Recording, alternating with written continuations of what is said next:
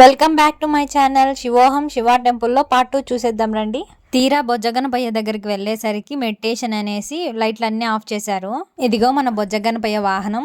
గణపతి విగ్రహం back side నుంచి వెళ్తే మనం శివుని దగ్గరికి చేరుకుంటాము. మెడిటేషన్ టైమింగ్ అంట. ముందెళ్ళిన వాళ్ళందరూ అక్కడ కూర్చున్నారు, మనం ఇంకా చేరుకోలేదన్నమాట.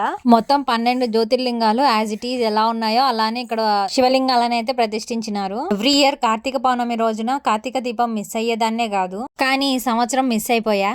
అలా మిస్ అవ్వబట్టి ఈ రోజు ఈ టెంపుల్ కి వచ్చాను. నేను నా లైఫ్ లో ఇవన్నీ తిరిగి చూస్తానో లేదో తెలియదు గానీ అన్ని ఒక చోట అయితే చూడగలిగాను.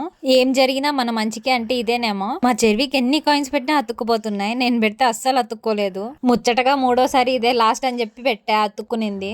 మా వారికి అయితే అసలు ఉరువే అతుక్కోలేదు. అలా స్టెప్స్ దిగి కిందికి వెళ్తే ఇక్కడ శివునికి మనతో అభిషేకం అయితే చేపిస్తారు. మెడిటేషన్ జరుగుతుంది కదా, వెళ్ళి మెడిటేషన్ లో కూర్చోండి, తర్వాత అభిషేకం అనేది చేయిస్తామని చెప్పారనమాట. కంటిన్యూ ఆన్ పార్ట్ 3 అండి. బాయ్.